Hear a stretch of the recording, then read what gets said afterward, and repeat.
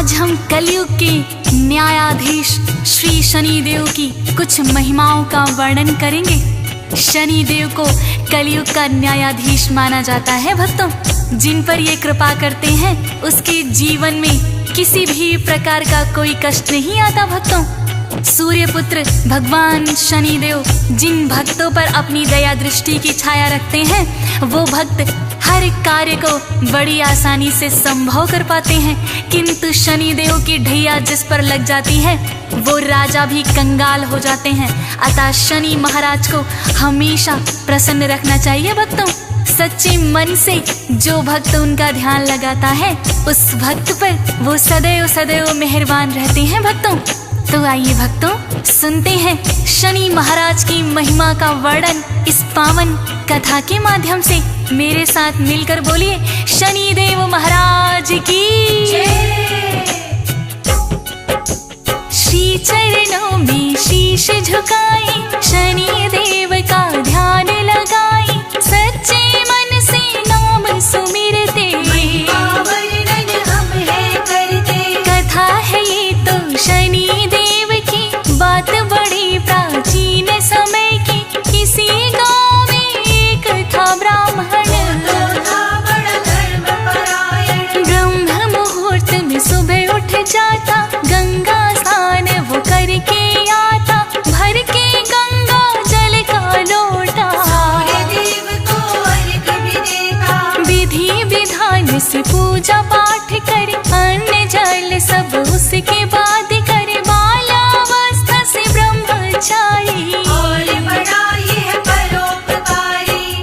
भक्तों, उस ब्राह्मण का नियम था, सुबह ब्रह्म मुहूर्त में उठ जाता था, स्नान आदि करके सूर्य को अर्घ देता, घर आकर पूरे विधि विधान से पूजा पाठ करता। भक्तों, उसके बाद ही कहीं अन्न जल ग्रहण करता था और दूसरों के हित के लिए सदैव सदैव सोचता था। भक्तों, ग्रामवासी उस ब्राह्मण का बहुत ही आदर सम्मान करते थे। एक दिन की बात है, सुबह सुबह जब वो गंगा स्नान करने जा रहा था तो रास्ते में उन्हें शनि देव मिल जाते हैं। ब्राह्मण ने शनि देव को प्रणाम किया और ब्राह्मण पूछने लगा कि हे शनि देव, आज सुबह सुबह आप किधर जा रहे हैं? तो शनि देव ने उस ब्राह्मण से क्या कहा भक्तों? ब्राह्मण ने उन्हें शीश झुकाया और पूछना इतना चाहा, शनि देव आज प्रातः मुझे बताओ चले कहाँ है? शनि देव ने ब्राह्मण से कहा, राजमहल है राजा का, जहाँ राजा के पास में मैं तो जाऊं, अपनी ढैया उसे लगाऊं। ब्राह्मण ने इतना है सोचा, यदि राजा को लग गए ढैया, प्रजा तो सारी ही दुखी होए, कैसे इनको टाला जाए? शनि देव से बोले ब्राह्मण, आप से मेरा इतना निवेदन, राजन पर ना ढैया लगाना, बदले में मुझे देते जाना। भक्तों, ब्राह्मण बड़ा ही परोपकारी था। उसने सोचा यदि राजन पर शनि के ढैया लग जाती है तो सारी प्रजा दुखी हो जाएगी, क्यों ना शनि के ढैया को मैं अपने ऊपर ही ले लूं। उन्होंने शनि देव से प्रार्थना की कि हे शनि देव, आपसे मेरी इतनी विनती है कि आप हमारे राजन पर अपने ढैया ना लगाएं, बदले में आप मेरे ऊपर ही लगा दें। शनि देव कहने लगे, हे ब्राह्मण, तुम एक बार फिर सोच लो। ब्राह्मण निश्चय का पक्का था। भक्तों, शनिदेव से कहने लगा कि हाँ शनिदेव, मैंने सोच लिया, आप राजन के बदले में ढैया मेरे ऊपर लगा दीजिए। शनिदेव कहने लगे, कितने वर्षों के लिए लगाऊं? तो ब्राह्मण बोला, हे महाराज, वर्षों तक तो मुझसे ना सही जाएगी। ब्राह्मण का था इतना कहना, वर्षों तक तो होगी सहना, इतनी सी कृपा बरसा दो, सवा पैर के लिए लगा दो। शनि देव ने बात मान ली, ढैया है ब्राह्मण पर लगती, गया ब्राह्मण गंगा स्नान को, अनहोनी से खान जानो। शनि देव ढैया उस पर है, गंगा स्नान रहा वो कर है, सूर्य देव को जल है चढ़ाया, करके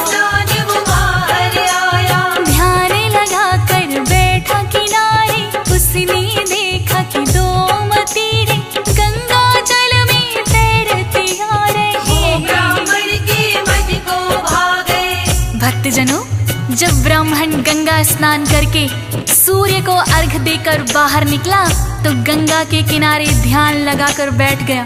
उसी समय देखा कि 2 मतीरे पानी में तैरते हुए आ रहे हैं। ब्राह्मण ने सोचा पूजा पाठ के बाद आज इन्हीं मतीरों को मैं खाऊंगा। 1.25 पहर तक जब तक शनि की ढैया है मैं ईश्वर का ध्यान करूंगा।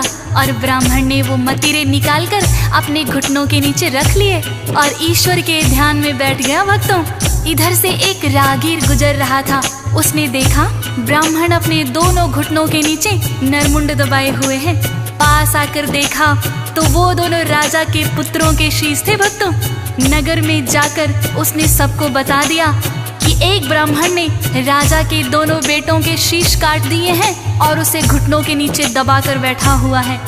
ज्यों ही राजा तक ये खबर पहुंची, राजा बिलाप करता हुआ आया। भक्तों, और उसने सैनिकों को आदेश दिया कि ब्राह्मण को तुरंत पकड़ कर लाओ और सूली पर चढ़ा दो। बात नगर में फैल गई है, राजकुमारों की हत्या हुई है। राजा मंत्री को बुलवा कर उसे पकड़ कर, दोनों प्रिय मेरे राजकुमार हैं। ब्राह्मण ने दिया शीश उतारे हैं, सुनकर मुझको हुआ कष्ट है। ब्राह्मण तो बड़ा दुष्ट है, शीघ्र ही उसे पकड़ कर लाओ और आते ही सूली चढ़ाओ। सजा दो ऐसी न जाए भूली, चौराहे पर टांगो सूली। जो ही सैनिक वहाँ पे आए, ब्राह्मण बैठा ध्यान लगाए। राजकुमारों के जो शीश थे ब्राह्मण के घुटनों के नीचे। भक्तजनों, जब सैनिक वहाँ पर आए तो देखा वास्तव में ही ब्राह्मण ने अपने घुटनों के नीचे राजकुमारों के शीश दबा रखे थे।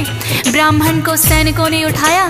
ज्यों ही ब्राह्मण ने आंखें खोली, देखा कि वास्तव में मतीरों की जगह राजकुमारों के शीश हैं। भक्तों, अब ब्राह्मण को समझ में आ गया शनि देव की ढैया ने अपना असर दिखा दिया। सैनिक उसे पकड़ कर ले गए। राजा ने कहा, इस ब्राह्मण ने मेरे निर्दोष राजकुमारों की हत्या की है, इसे तुरंत ही सूली चढ़ा दो। ब्राह्मण को चौराहे पर लाकर जैसे ही सूली लटकाने लगे, सूली टूट गई। भक्तों, फिर राजा ने तांबे की सूली बनवाई और ब्राह्मण को सूली चढ़ाने लगे तो वो भी टूटकर गिर गई। भक्तों, इसी तरह राजा ने चांदी की सूली बनवाई, वो भी टूटकर गिर गई। भक्तों, तो सोने की सूली बनवाने का आदेश दिया राजा ने। तब तक 1.25 पहर बीत चुका था। भक्तों, शनि देव की ढैया जो थी 1.25 पहर के लिए तो वो थी। सूली ब्राह्मण चढ़ ना पाए, पहले टूटी जाए। अनेक धातुओं से बनवाई पर कोई भी टिक नहीं पाई। राजा ने आदेश दिया था, अब तक नहीं हुआ था। सोचे मंत्री हो रहा क्या है, आज तलक जो नहीं हुआ है। ब्राह्मण है या कोई तांत्रिक, टूटी सूली सारी अब तक। जो राजा को पता लगेगा हमको मृत्यु दंड मिलेगा। 1.25 पहर तब तक बीता है, ब्राह्मण सूली नहीं चढ़ा है। भक्तों, सैनिकों ने ब्राह्मण को सूली चढ़ाना चाहा, किंतु जिस धातु की सूली पर भी चढ़ाते वो टूट जाती। भक्तों, लोहे की टूटी तो तांबे की बनवाई, तांबे की टूटी तो चांदी की बनवाई, चांदी की टूटी तो सोने की सूली बनवा कर लाए। भक्तों, इसी क्रम में 1.25 प्रहर बीत गया। भक्तों, तभी दोनों राजकुमार खेलते खेलते राजा के पास आ जाते हैं। रानी उनको देखकर बड़ी ही हर्षित हुई। फिर रानी ने राजा से कहा कि हे महाराज, अभी तक तो सैनिक ब्राह्मण को सूली पर चढ़ा चुके होंगे, हो सकता है ना भी चढ़ाया हो। आप जल्दी से जाइए और उन्हें रोकिए, वरना हमें ब्रह्म हत्या का पाप लग जाएगा। राजा तुरंत ही वहां आए और कहने लगे, सैनिकों, ये ब्राह्मण निर्दोष है, इसको छोड़ दो। फिर राजा ने ब्राह्मण से विनम्र विनती करके क्षमा याचना की तो ब्राह्मण देव ने कहा, राजन, इसमें आपका कोई दोष नहीं है। सवा प्रहर के लिए मुझ पर शनि की ढैया थी जो मैंने जानबूझकर लगवाई थी। राजा पूछने लगे, आपने जानबूझकर क्यों लगवाई? तब ब्राह्मण ने सारा वृतांत राजा को बता दिया। भक्तों, राजा ने सोचा ये ब्राह्मण कितना परोपकारी है और मैंने इसे सूली पर चढ़ाने का आदेश दे दिया था। राजा को बड़ा ही पश्चाताप हुआ। राजा फिर ब्राह्मण से क्षमा प्रार्थना करके पूछने लगा, हे ब्राह्मण देव, यदि शनि की ढैया लग जाए तो उसे किस प्रकार से उतारा जा सकता है? तब ब्राह्मण राजा से कहने लगा, जो शनि की ढैया लग जाए, सोना चांदी उसे चढ़ाए, तांबा या लोहा कर अर्पण, शनि देव होते हैं प्रसन्न। यदि ये संभव ना हो पाए, काले तिल और तेल चढ़ाए, काले उड़द हैं जो भी चढ़ाते, भैया उन पर नहीं लगाते। या फिर आस पास हो पीपल, नित्य नियम से उसको दीजिए, प्रार्थना शनि देव से करना, हम पर प्रसन्न आप सदा रहना। ब्राह्मण से राजन ने जाना, अपने मन ही मन है ठाना, मैं भी इनकी करूँ आराधना, ताकि दुख से हो न सामना। भक्तजनों, इस प्रकार उस दिन के बाद वो राजा भी शनि भक्त हो गए और नित्य नियम से शनि महाराज की पूजा करने लगे। ब्राह्मण को उन्होंने आदर सहित विदा किया। भक्तों, ब्राह्मण ने शनि देव की ढैया अपने ऊपर ले ली थी, उसका भी धन्यवाद किया। भक्तों, शनि देव की वक्र दृष्टि से तो देवता भी नहीं बच पाते, फिर इंसान तो क्या है। इसी तरह की एक और कहानी है भक्तों। जब शनि देव ने सोचा कि मैं भोलेनाथ पर अपनी वक्र दृष्टि डालता हूँ, ये सोचकर शनि देव कैलाश पर आ गए। भक्तों, भोलेनाथ को प्रणाम किया। भोलेनाथ ने उनसे आने का कारण पूछा तो शनि देव क्या कहते हैं भक्तों? सुन लो हे भोले भंडारी, इतनी सी इच्छा है हमारी, मेरी दृष्टि जो है वह एक बार आजमाओ आप पर, बात है मात सवा पहर की, डालूंगा अपनी वक्र दृष्टि, हे भोले तुम इसे संभालो, बचने का कोई यत्न बना लो। सुन कर के भोले मुस्काए, मुझ पर ना कुछ असर दिखाए, अपना मन तुम भी बहला लो, अपनी वक्र दृष्टि डालो। भोलेनाथ ने आज्ञा दे दी, डाली शनि ने वक्र दृष्टि, भोलेनाथ को समझ न आया, उन्होंने इससे बचना चाहा। भक्तों, शनि देव ने ज्यों ही भोलेनाथ पर वक्र दृष्टि डाली, भोलेनाथ सोचने लगे मैं शनि देव की वक्र दृष्टि से बच जाऊंगा, और कैलाश छोड़कर वो मृत्यु लोक में आ गए और सवा पहर तक एक हाथी का रूप बनाकर जंगल में विचरते रहे। भोलेनाथ सोच रहे थे, भक्तों, शनि देव की वक्र दृष्टि मुझे पहचान ही नहीं पाएगी, और सवा प्रहर तक मृत्यु लोक में हाथी बनकर विचरते रहे।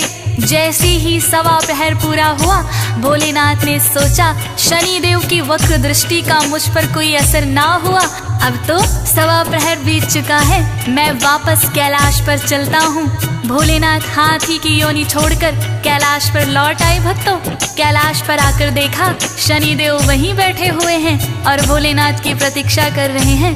भोलेनाथ शनि देव से कहने लगे, भक्तों, शनि तुम्हारी वक्र दृष्टि मेरा बिगाड़ न पाई कुछ भी, सवा पहर अब बीत गया है, मुझे देखो कुछ ना भी हुआ है। सुन कर के शनि लगी मुस्कानी, मानी आप चाहे ना मानी, समझ आपकी नहीं है आया, वक्र दृष्टि ने असर दिखाया। भोलेनाथ ने फिर ये पूछा, वक्र दृष्टि से असर हुआ क्या? वक्र दृष्टि तो हुई निष्फल है, देखो बैठे हम सकुशल हैं। शनि देव ने फिर है बताया, वक्र दृष्टि ने असर दिखाया, वरना आप क्यों मृत्यु लोक पर सवा पहर